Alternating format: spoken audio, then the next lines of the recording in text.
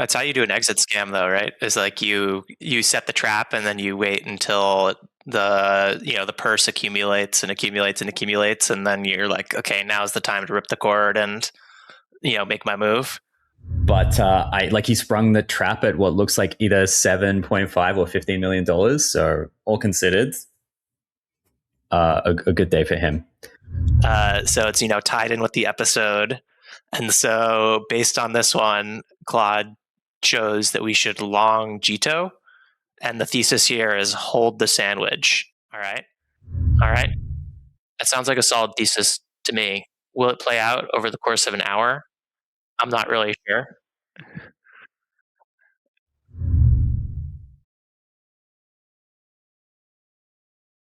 All right. We're live. What's up, everybody? It's Jackson Cook, and we've got our boys. What up? It's Tyler. And also Chris. And Chris still probably has thumb issues. Chris, how is the thumb going, man? So brace off today. I can't tell if it's getting better or worse. But I've just decided, as we talked about last podcast, that this is something I'm going to have to live with, because it's either this crippling thumb issue or the keyboard, and I've made my decision. So you've just disregarded Dr. Tyler's recommendation? Yeah, I think I'm just going to truck through it. I think it's getting better, but it's been this way for a while, so it could be illusory. And Tyler, are you a doctor? Depends on which jurisdiction we're talking about, but in this jurisdiction, no. In the jurisdiction of the podcast, maybe. Oh yeah, maybe the pain doctor, because of all the burns you dish out. Okay. Into everybody's favorite, which is AI impersonating me, Chris, and Tyler. So here we go. Check out the sick video. Check out the sick video. Speed round. Here's the news. Jared from subway.eth, the most feared sandwich bot on all of Ethereum, a machine that has skimmed a fortune off of regular people's trades, named after the Subway guy, which we're not going to unpack that, just got drained for somewhere between $7 and $15 million. The robber got robbed, the sandwich got sandwiched, and Chris has walked the mean streets of the mempool. So before we go anywhere, eulogy or party? I'm legally advised to describe it as a matter I'm following with interest. Okay for the viewers, because I only just got this myself. A sandwich attack is, I order the last pastrami at the deli, a bot hears me, teleports in front of me, buys my pastrami, and scalps it back to me at the register. Is that right? That's right, and the deli's in on it. The bot tips the counter guy for the spot in line. That's the part people miss. It's not a mugger in an alley, it's the house's favorite customer. Okay, so before the how, I need a vibe check on the victim. Because most feared sandwich bot on Ethereum sounds like a supervillain. Are we talking a hedge fund, 100 quants in a tower? See, that's the mythology, and the post-mortem of this hack is my favorite thing all year because it accidentally shattered it. Everyone imagines the apex predator as, Renaissance technologies in a hoodie. At his peak, this bot was one of the biggest gas spenders on all of Ethereum, paying more in fees than entire exchanges, because paying for the front of the line is the business. And then the attacker walks in through the bot's own token approvals, and the picture that emerges is 8 figures a year of extraction, protected by a laptop, a group chat, and vibes. The predators of the mempool are just prey with better latency. We know that now. It's on-chain. Which is exactly why I love this story. And yes, I've been doing gleeful research all week, because I'm the resident hater, and this is my Christmas. Here's how you eat the apex predator, okay? The bot auto trades anything that smells like money, because being fast is the business. So the attacker spent WEE eeks deploying fake tokens and trading them against himself to make them look juicy. Planting bait. And when Jared's bot trades a token, it grants the token contract an unlimited approval. The exact, give this stranger power of attorney over your wallet. Mistake that every scam warning thread on Earth tells your uncle not to make when he's minting an NFT. Uncle grade OPSEC at industrial scale. And then one day the stranger just calls it in and sweeps the vaults. Nobody hacked anything. The bot did exactly what it was built to do. Eat first, look never, and somebody finally priced that in. Jared didn't get hacked. Jared got fed. He was the steamroller, and he got so used to picking up the pennies in front of himself that he didn't notice someone built a bigger steamroller out of pennies. Dude, weeks of laying bait to eat one specific guy. That's not a business. That's a Batman villain. It's the Bonk DAO extended universe, right? Same genre. The Sewellian gentleman bought his votes fair and square. This guy baited his trap fair and square. Everyone followed the rules of the machine, and the machine handed one of them $20 million, love of the game. Although I'd note, the Bonk guy is still $4 million in the Holly, whereas this one got paid, so the artistic standard in this space is actually rising. Okay, real question. Who does Jared call? Like, is there a, can you steal from a sandwich bot? Hello, police. My front-running machine granted power of attorney to a fake token. I think we need a legal guy on the pod. We definitely don't. Expert corner, because there's a bigger thing under this and it's slightly less funny than the heist. Flashbots, the people who basically invented the polite version of this industry, are now arguing that MEV bots are the number one thing stopping blockchains from scaling. For every real transaction, there's a swarm of bot traffic probing for these little edges, and when you scale the chain, the swarm scales WIT it. You buy more lanes, the bots buy more cars. So MEV quietly stopped being a fairness problem and became the throughput problem. The sandwich isn't a crime at the margins anymore, it's the traffic.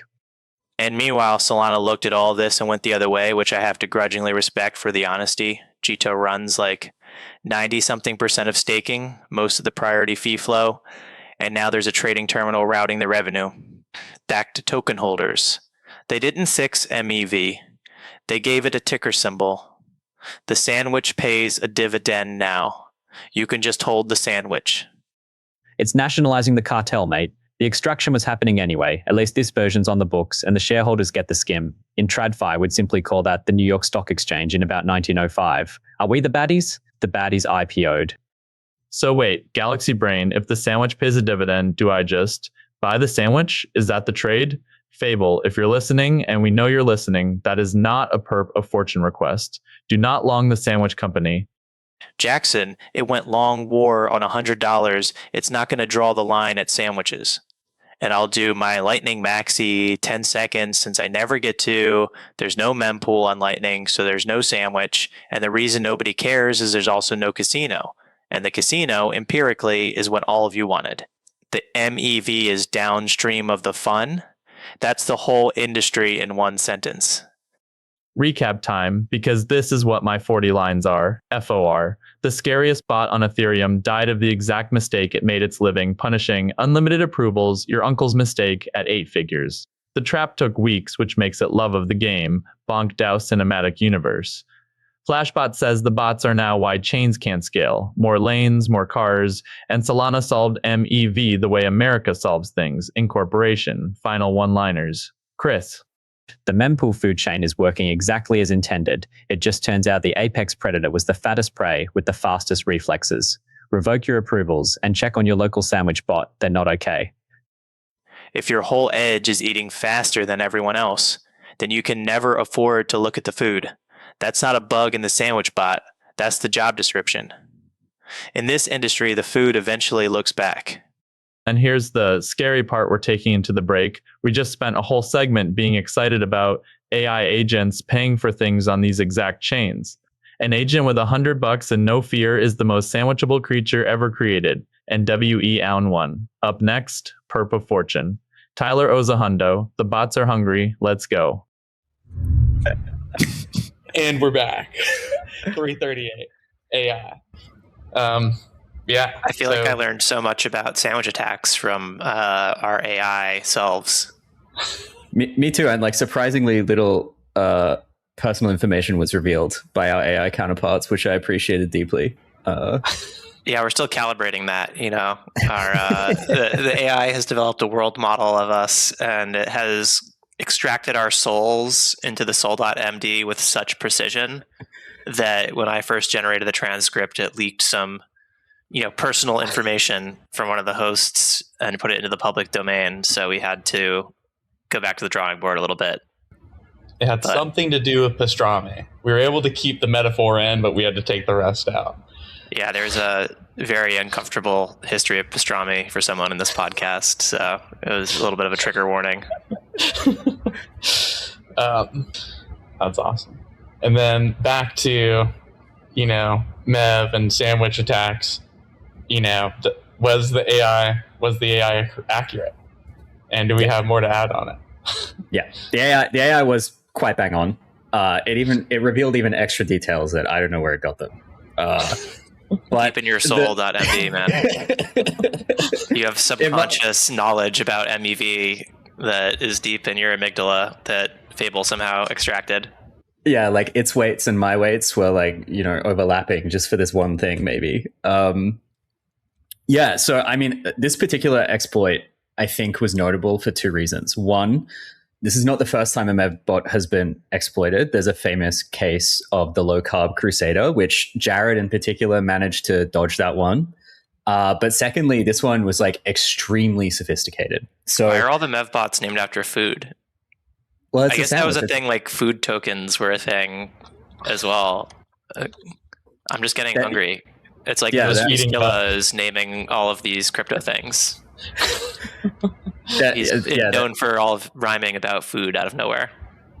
There may be some like strange on-chain pathology there now that I think about it. I think it originally was sandwiches, right? And then like, I don't know.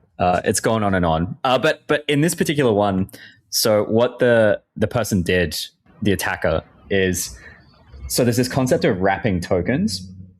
And they created basically a fake wrapped token that looked comparable to a real one, exposed the ability to wrap into that token, and created like a compelling looking arbitrage option using their fake wrapped token. So they seeded an arbitrage opportunity with this fake wrapped token.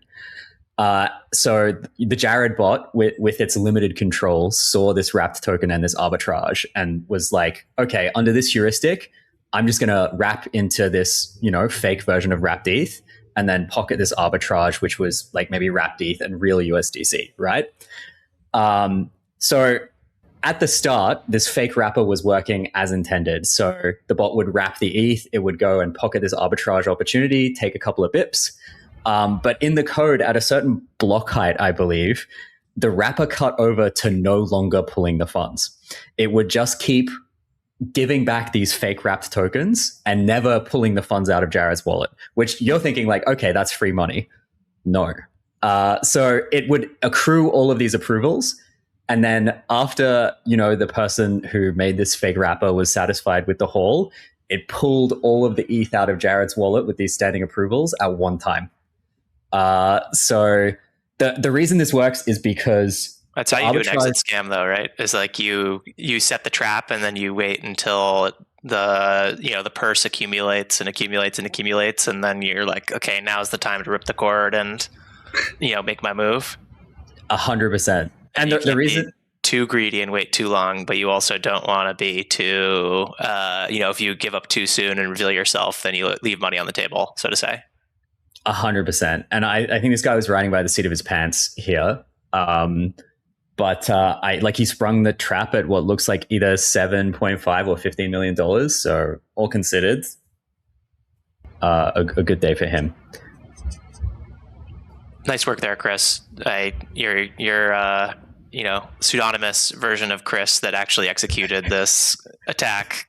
He won't admit to it, but no, I have no knowledge that Chris black hats as I don't even know if this is black hat. This is like kind of Robin Hood-y, I feel. To steal from a MEV bot is very like Robin Hood. I mean, they're not like well loved on chain, I will say. So I think this was, yeah. Yeah. So I think the community is very split over whether this was a good or a bad thing. Man. Chris, are you a code is law guy or a law is law guy? Am I like what? I feel like when people see stuff like this, I feel like the old guard would be like, code is law. So whatever you can accomplish on the blockchain, if you were able to accomplish, then you're not like stealing from somebody. You're just you both put your money into this machine that had rules, and you like discovered the rules better than they did, and therefore there's like no actual wrongdoing here. But then there's situations where almost all situations where the law in the physical world, if it's a big enough haul or something that was perceived to have harmed people, they will intervene and charge people under, the laws of that land, and that's a very different taxes rules are what matter here. I think my morality is more sympathetic to the code is law side of that, but then the pragmatic thing is don't do things that are going to get you thrown in jail in the real world. I completely agree with you. I think it's case by case. I think in general, ignoring the negative externalities of me giving this answer, I would say I am a code is law guy most of the time. But, I think there are cases where something has genuinely been exploited in a way where maybe it is beneficial to, prosecute. Like the law is still the law. Like the code is law, but the law is also the law, right? So I think it's very case by case. Yeah. If the law is also the law, though, then the blockchain is meaningless. Kind of, right? Because if the law can come in and supersede the actions that happened on the blockchain, then what's the point of the blockchain? It's just Actually, Chris, are there any examples that you can remember where you think that law should trump code law? Because you said you think there are some. So there must be one that's happened, or one you can imagine. Yeah. I mean, sanctions is a good example. If North Korea steals a bunch of money and then someone is forced to freeze that money on chain so they can't develop nuclear weapons to threaten innocent people. I don't think a lot of people are too upset about that, but it does kind of fly in the face of the idea of the blockchain. I think there's a piece about setting expectations here, right? Circle's freeze function, for example, everybody knows that's there. And that is an extension of the law into the blockchain, right? Where it sometimes gets questionable is things like reorgs and rollbacks, with something similar to what Arbitrum did with the Bybit hack, I think it was. I personally, I think that was a good move given what Arbitrum professes to be. But yeah, that's a great example, Tyler. I totally agree. Okay. So I guess if enough of the government powers agree and that some entity is bad, like North Korea, then we're okay with it interfering with the freedom of code and the freedom of the blockchain. Is kind of what you're saying in the North Korea example. Yeah, I think the system is what it does, right? If the system freezes $300 million of North Korean assets, that's what the system is. Yeah. For Bitcoin, I would prefer that Bitcoin remain censorship resistant, but I would never do anything to enable a use case like that is unlawful. That's true. Yeah. For the record, me as well. And our opinions are our own and do not reflect our employers. Okay. Let's put it up. Tyler, do you want to do the read? Because you came up with a prompt for this one. Okay. Yeah, we're trying something a little bit new this time, where in the past with Perp of Fortune, we had Claude go off and do some market research and come up with a trade idea and then tell us why. But I thought it would be a little bit more fun to have Claude read our outline and our topics for the episode and then choose a thematic perp to invest in. So it's, tied in with the episode. And so based on this one, Claude chose that we should long Jito. And the thesis here is hold the sandwich. All right. So Jito is a token on Solana, basically. Okay. This week, the market learned MEV isn't a crime. It's a cash flow. Jito runs 95% of Solana staking, takes the majority of priority fee volume, and just shipped a terminal that routes the skim back to token holders. Meanwhile, the most feared independent sandwich operator on Ethereum just got liquidated by his own approvals. The artisanal era of MEV is dying, and the incorporated era is consolidating. You were not betting on extraction. You were betting that extraction pays a dividend, and monopolies at the toll booth get re-rated. All right? That sounds like a solid thesis to me. Will it play out over the course of an hour? I'm not really sure. I mean, it's doing great. Like I don't know if this has anything to do with the timing and goodness of the research, but this might be our best one. Like, and it's not close. We just have to ride it all episode. I mean, the first episode we were up like $20 or $30 on our. True. Yeah, that was the semiconductor trade or the high performance memory. Yeah, DRAM. Before we were liquidated. Oh man, we only went 5x though. We could be up a whole $6 if we had gone, more than 5x. We could be going 25x. I know. And the reason for that is because of Fable's guardrails. I'll just tell you now. I'll tell you now. Fable was like, bro, I won't let you gamble with more than 5x leverage.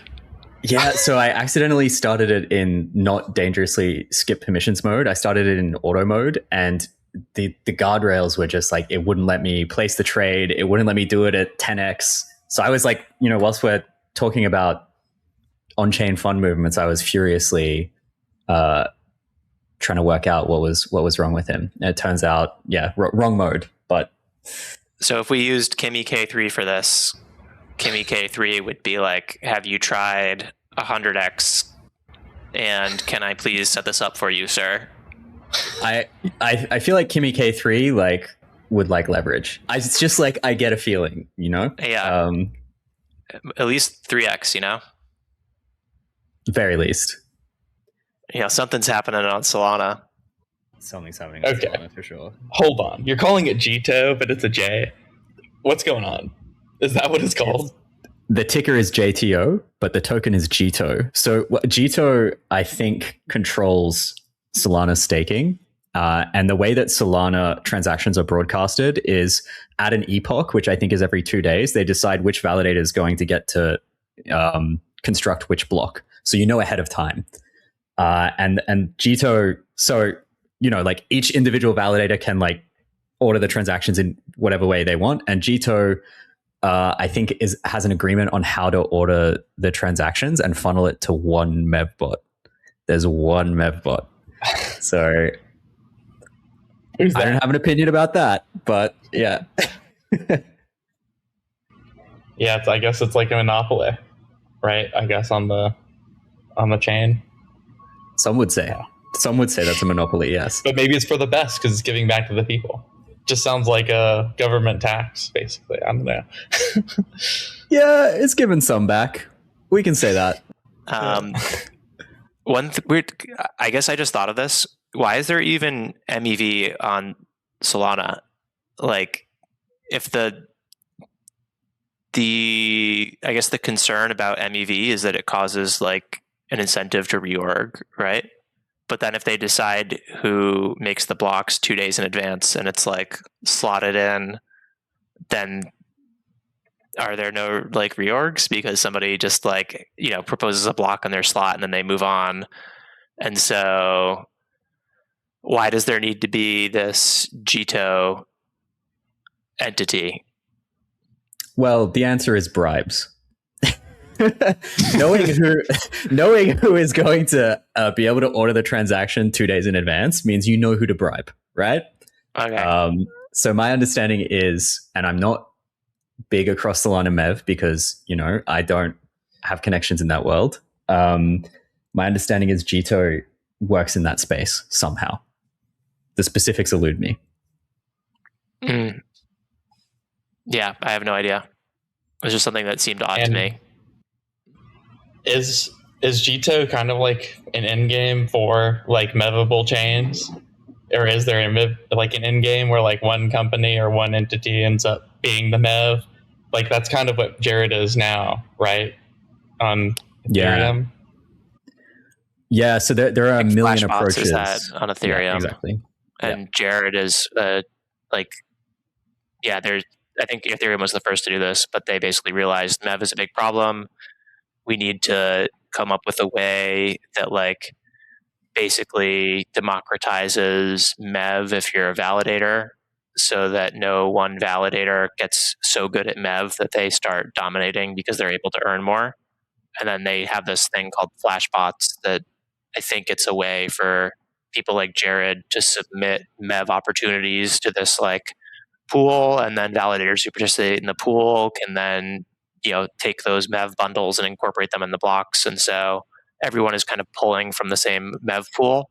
And then that means that no validator is inherently like better at MEV than any other, right? And so I guess Jito is just doing the same for Solana. Maybe that answers my own question earlier, is like the reason Jito exists is because even though the block slots are predetermined, if any one Solana block producer got like really good at extracting MEV better than the other ones, then they would get more systematically more revenue, and then potentially like a greater share of the network and more validators, and then they would be producing more blocks. But that probably wouldn't happen on Solana anyways, because they could just like decide to like, oh, you're like becoming too powerful. Okay, well, like, we'll break you up a little bit to preserve the illusion of being more distributed. Right, and those are your words, not mine. But I will AI. I will say one of the utilities here of the Ethereum approach, and I don't think it's perfect, it might not even be good, but there's like a free market for MEV, right? So you can kind of like the people have to compete, or the MEV extractors have to compete against each other for this, which necessarily drives their cut down. It gives more to the validators as they're paying more and more gas to get in the top of a block. Whether that happens with Jito, Kimi 3, there's a lot of hype. Chris, have you tried it? Why didn't you Perp of Fortune with Kimi 3? I tried to try it. I think the only way that you can get it right now is through their website, Kimi.com, Kimi, something like that. And I swerved that. But from what I'm seeing on the internet, it's very good. And what does it mean? It's hard to tell though what's like real and what's just hype. So I'll be a little bit of a bear here, but like I think that it looks really good on the benchmarks, but I feel like the open weight models are known to like look better on the benchmarks than they do in real life. Because the benchmarks, at least the ones that are open, are like very gameable, I think.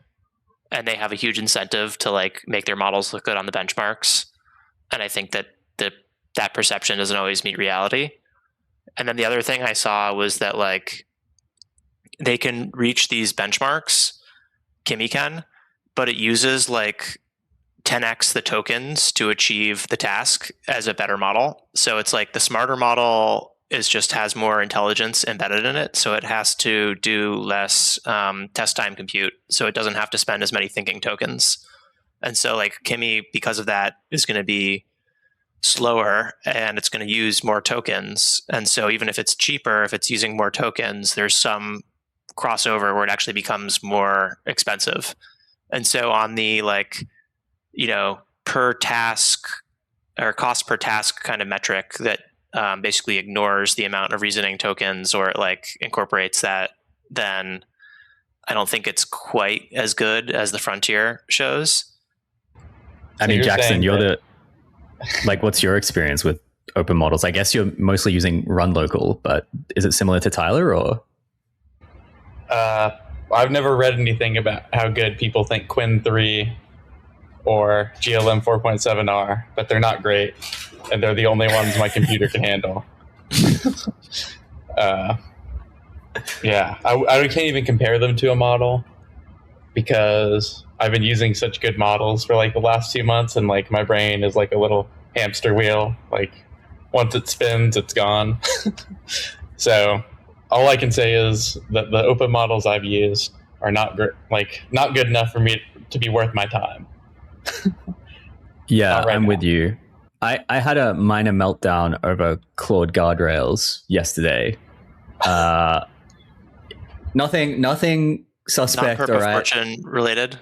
No, I'm a man with a lot of like eclectic, potentially on-chain interests. Okay, and it was just I was just like getting really annoyed, getting silently knocked down to 4.8, and so I signed up to Maple AI, and they have Kimi, I think, is at 2.6, and one of the Quens as well. And yeah, I gave it a shot. But yeah, the delta is really noticeable. You definitely lose something for not being constrained by the Claude guardrails. So, yeah, I feel like the GPT guardrails are less annoying, and also you don't have guardrails on Opus, which Opus is still probably much better than Kimi. I think in practice, I would guess. But yeah, you were mentioning, Chris, that you thought that like GPT is good at coding, but it's like less of a bro than Claude. Yeah. Have you just become, very accustomed to Claudisms, and like you feel like you have a nice friend there, and then you go to GPT and GPT is like this cold, calculating, like personality-less AI, and you're just like can't get along with them, but you could delegate work to them? Are you asking if I have developed a Jackson-style parasocial relationship with Claude? Is that the question? Not implying quite Jackson level, because I think that's like extreme. Like I think that there's a little bit of like almost like quasi-romantic, but like there's nothing to be ashamed level, of. Not on a physical level. Yeah. We all enjoy AI in our own way. Okay.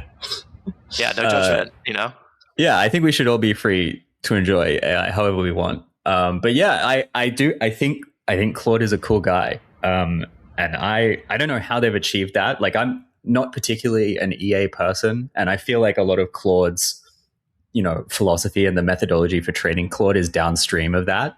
But I was gonna say, I wouldn't use cool guy to describe Claude. I feel like a lot of like hall monitor energy, and then I do think Claude is a better writer and has like more human kind of feeling to it, but I don't necessarily like vibe with the personality, but like I appreciate it almost more than something without personality. So it's like some personality is better than no personality, but I still think that Claude is kind of a dweeb sometimes.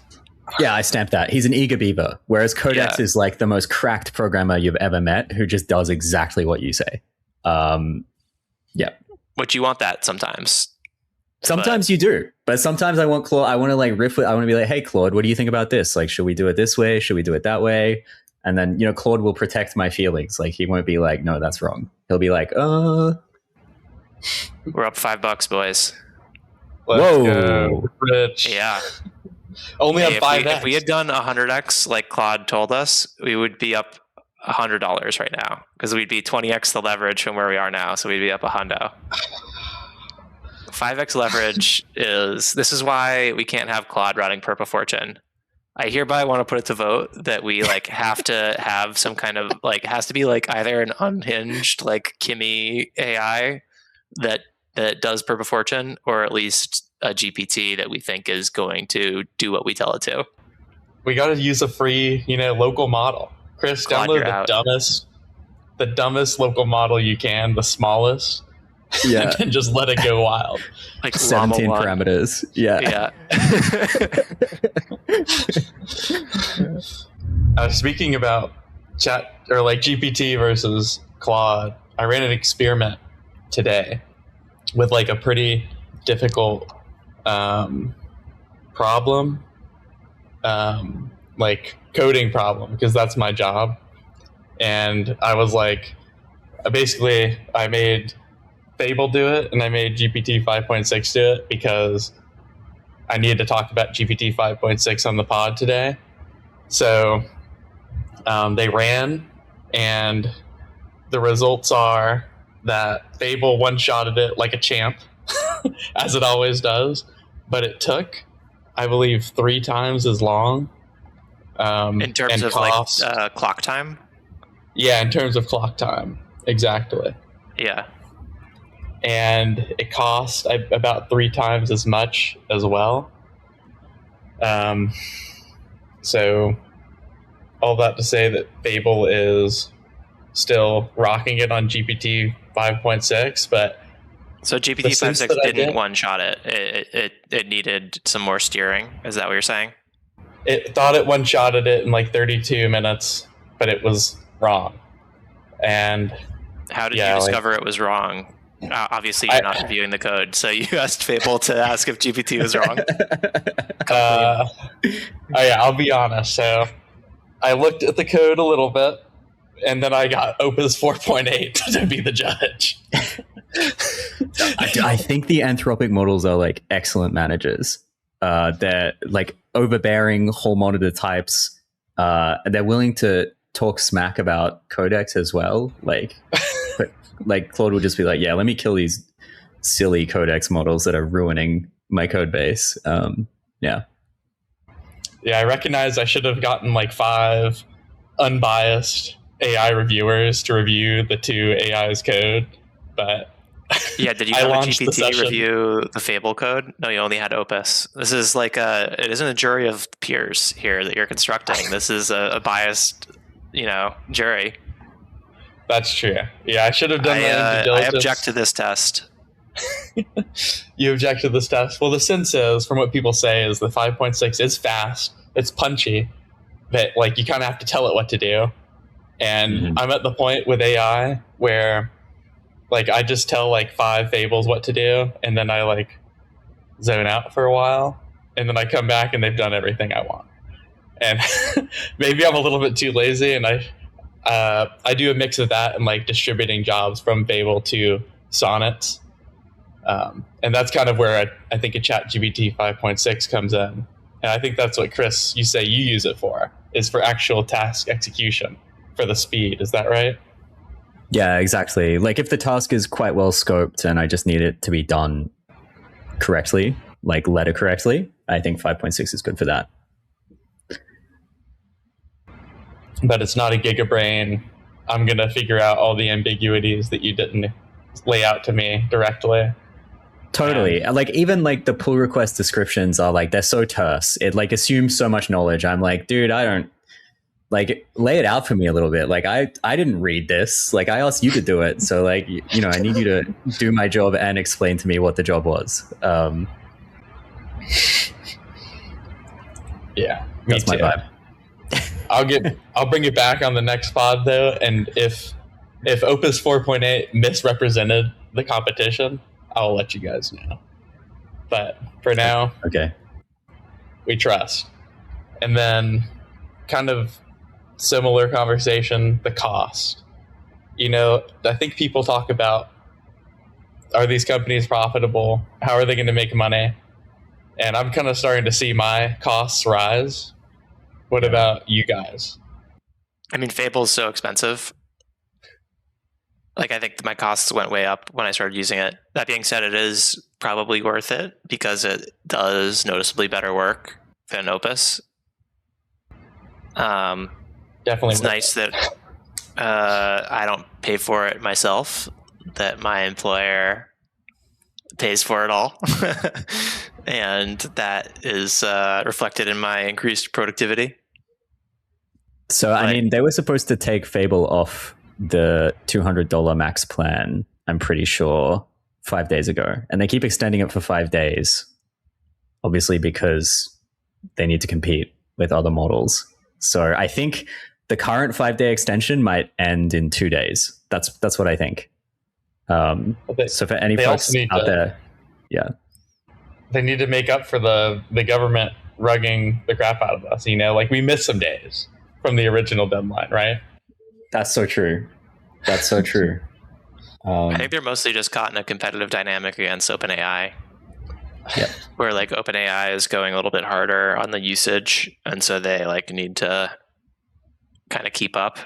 And the rumor is that they were going to launch a new Opus, I think, soon, and then use that to wean people off of Fable on the within the plan. Do you have a personal like Claude or GPT subscription? I guess Chris, you have a Maple subscription now. Yeah. I'm out of control, dude. It's like I think I spend more on AI than food at this point. Yeah, I have Claude and now Maple. That's it. I used to have a 200 Claude. Yeah, I have a 200 Claude. Wow. Yeah, I'm out of control, dude. Do you max it lost. out? Do you get like limited from your usage? I try to max it out of principle, like just to use as much water as possible. But sometimes I fall short.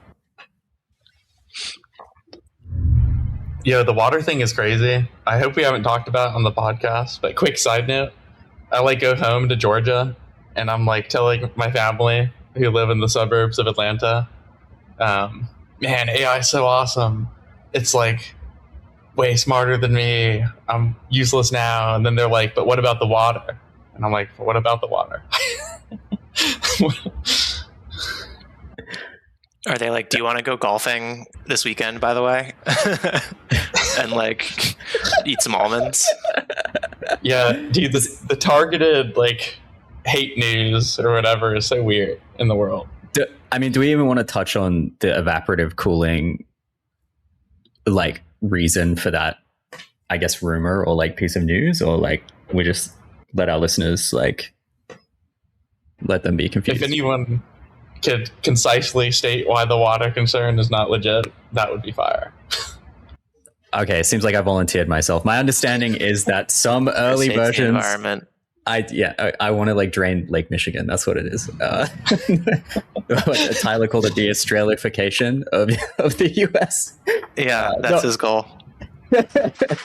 No. I think like my understanding is early versions of these data centers that get slapped together really quickly. Like obviously, they need electricity and they need to get rid of waste heat, right? Like that's a big problem in computing.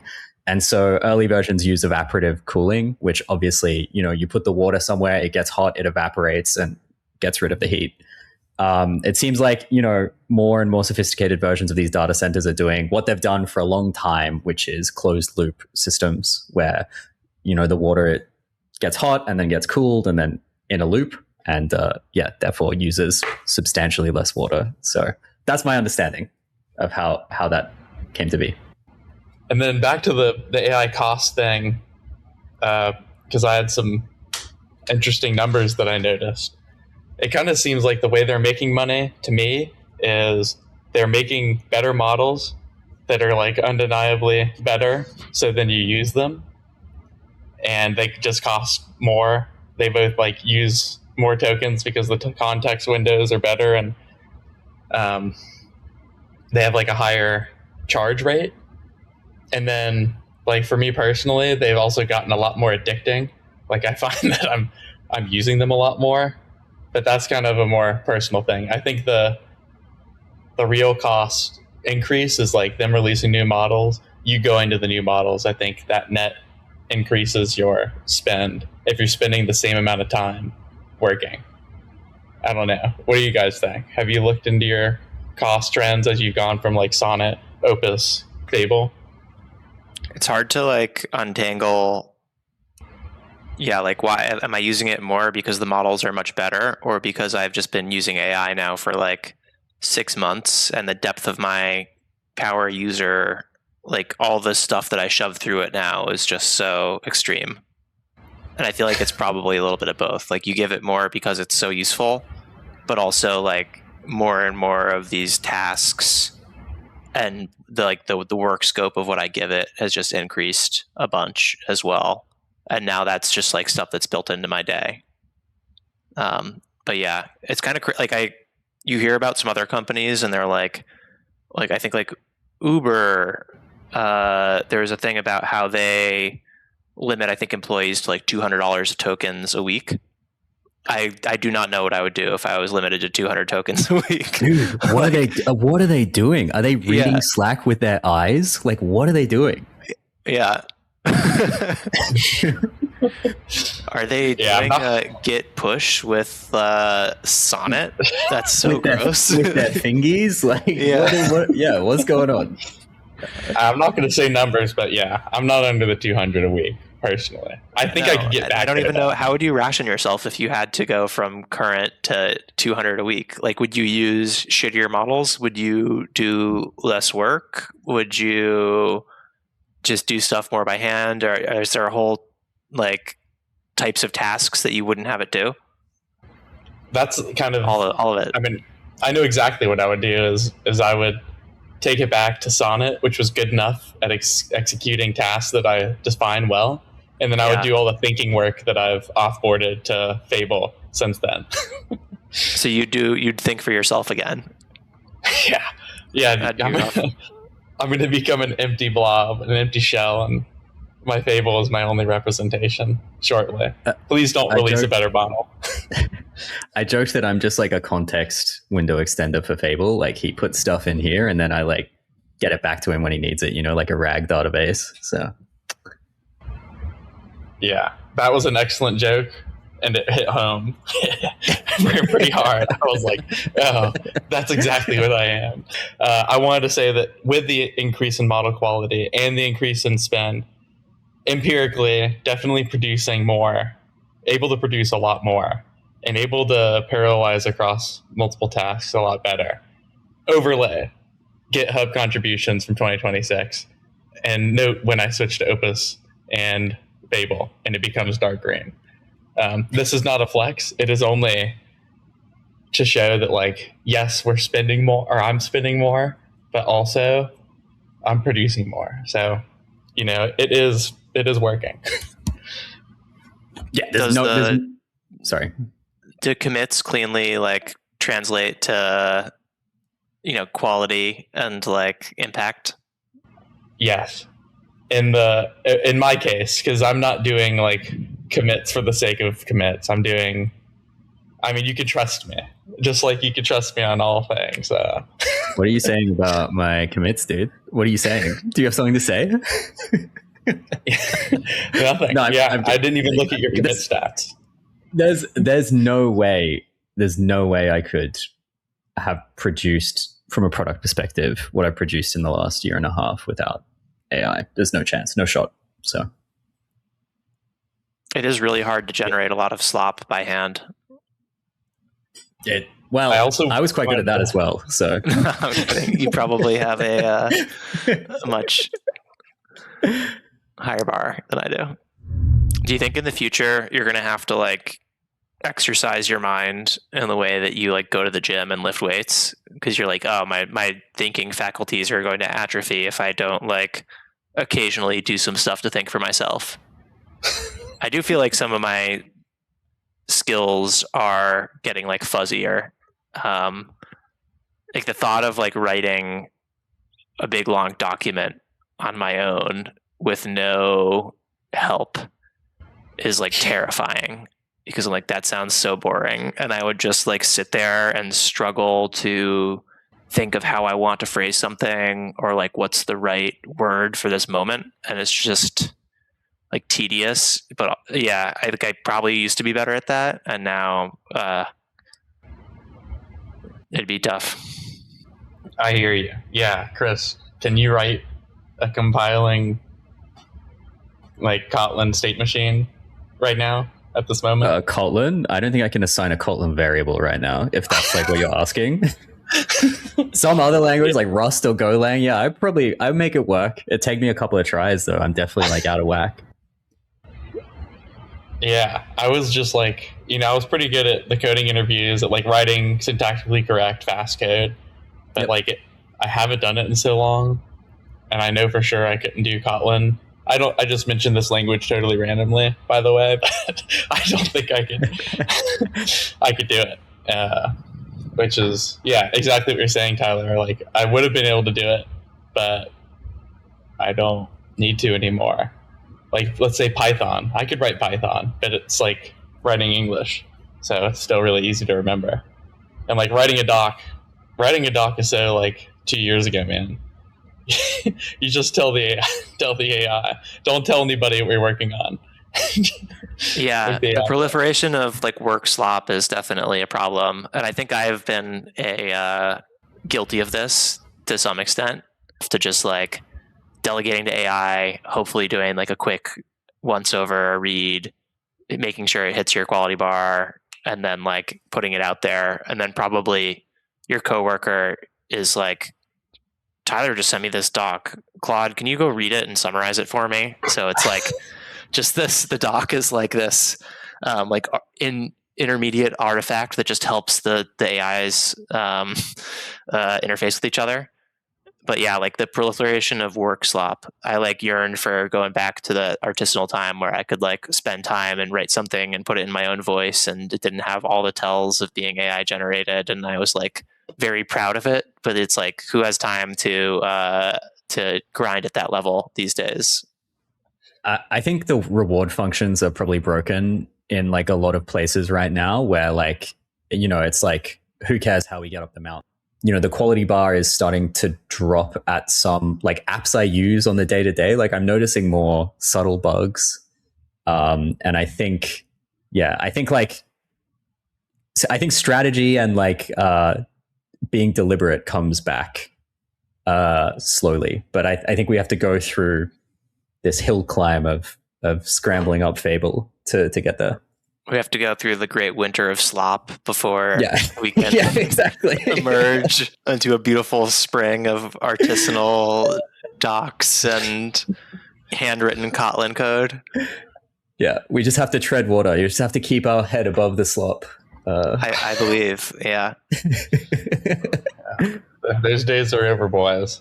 Yeah, back on like the exercising your mind thing. Like, I think we'll like see a decline in our minds. I'll need some studies to show me why I need my mind to be sharp before I am compelled to sharpen it up, I think. Like, do you read studies that are like, you need to have big muscles, and then you're like, that's the reason you go to the gym and lift weights, Jackson? Or do you do it because you're like, tight, I have big muscles, I like the way this feels, and I like that I can like lift stuff in a non-taxing way? Like, having a smart mind, I think, feels good. Well, I'm just kind of extrapolating. I imagine it feels good to have a smart mind. I can't speak from experience, but I spent probably I spent probably 200 hours on leet codes, like quite consecutive. and how many monsters were consumed? That sounds like some Berlin. One per hour of leet code. There's like a 200 can monster like chair that's been duct taped together just out of the frame. I don't believe that monster is the strongest thing you were taking for that. That's all I'm gonna say.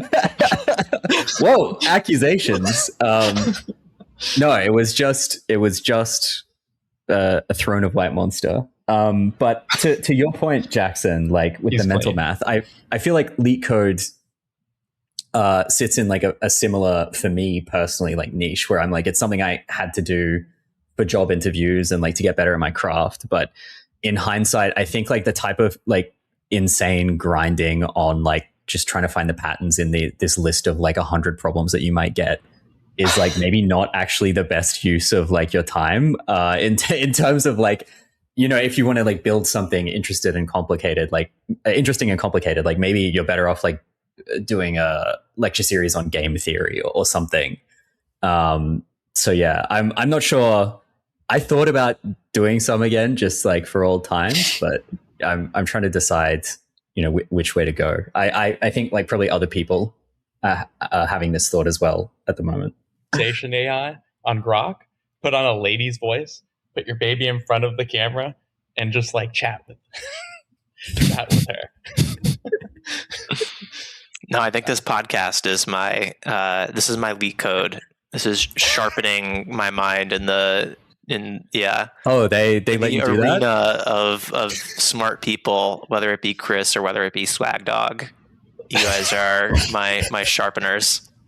They let you talk to people, man. They just put me in a room with a computer and they say invert a binary tree. Like that's been my career up until this point, dude. Crazy.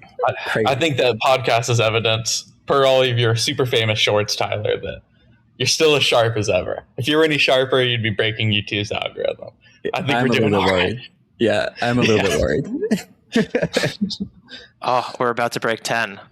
Jeez, it just popped from 6. It was 6 like 2 minutes ago. This Tyler, you need to do the next one.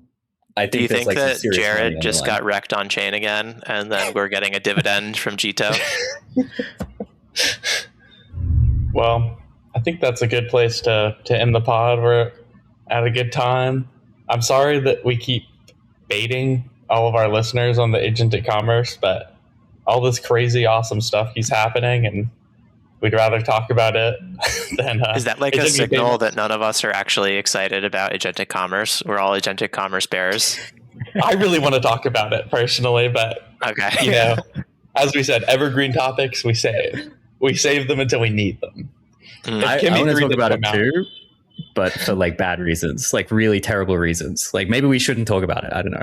Yeah. That's What are exactly the- why like- we should talk about it. Because you're a bear and you're gonna make everyone a bear on agentic commerce, or because what are the bad reasons?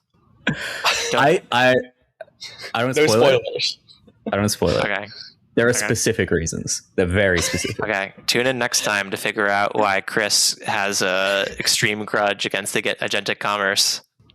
He's plotting against the whole concept this whole intervening week. All right, I've been and we stewing. peace out at $10 up. Farewell, guests. Everyone throw a wave. Thank you, Jito. All right. Thank you, Jito, for sponsoring.